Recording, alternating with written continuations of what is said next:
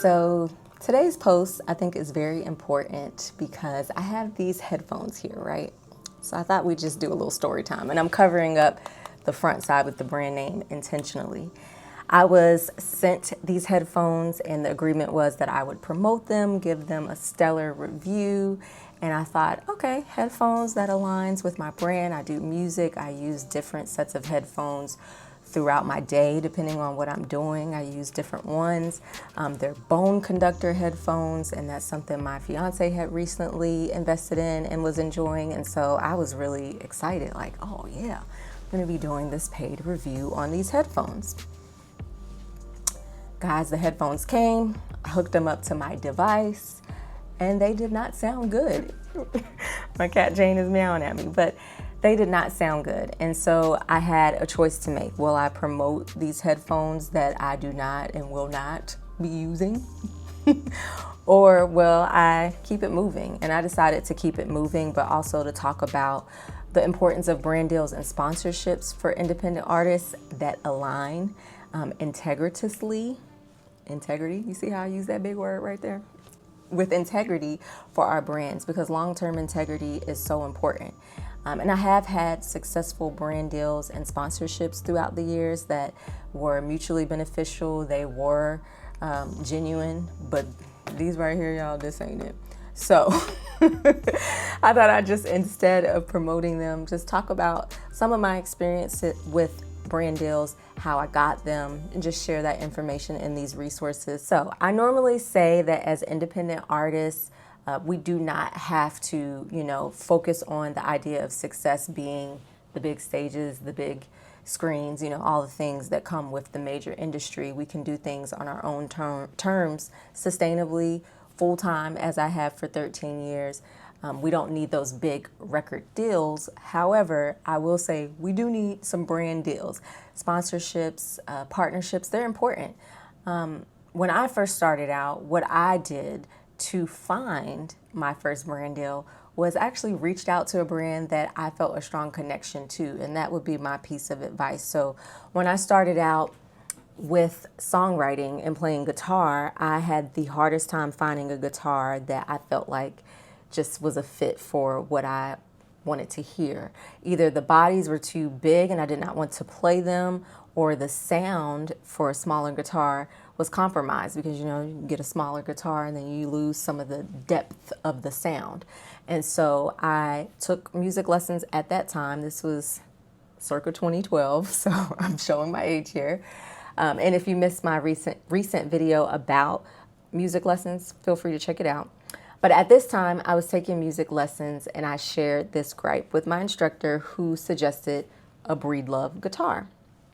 And I decided to take a leap of faith. I ordered a used Breedlove guitar. It was heavily discounted because it had a little bit of cosmetic damage, but it didn't impact the sound, and it sounded amazing. The body wasn't too large, and I still had the depth-rich sounds that I wanted to hear in the cedar mahogany. It was just chef's kiss. It was perfect. And so I was talking about Breedlove guitars to everyone, and I still do whenever I can. I am like the spokesperson for Breedlove guitars whenever I can be. And so what I did was reach out to them, and I sent them an email, and I said, hey, do you guys have any brand opportunities, brand deal opportunities or sponsorships for artists? Because I love your guitar. And I talked about why I enjoyed the guitar, what I was doing as a music artist. I was touring and recording records and doing different things. And they responded to my email shortly after saying they do have an application to become an official Breedlove guitar artist. And so I applied. I was accepted. I did, I think you had to do at least 100 shows per year at that time. Granted, this was 2012, but yeah, you had to do 100 shows per year. And I met the qualifications, and I became a Breedlove guitar artist. And so what that meant was I went up on their site, and different people would come to my shows and say, oh, I just saw you on the Breedlove site. Or I got to do other shows and collab with different Breedlove artists. And then I also got free gear from Breedlove. You could also get discounted gear, but I got, just a few free things.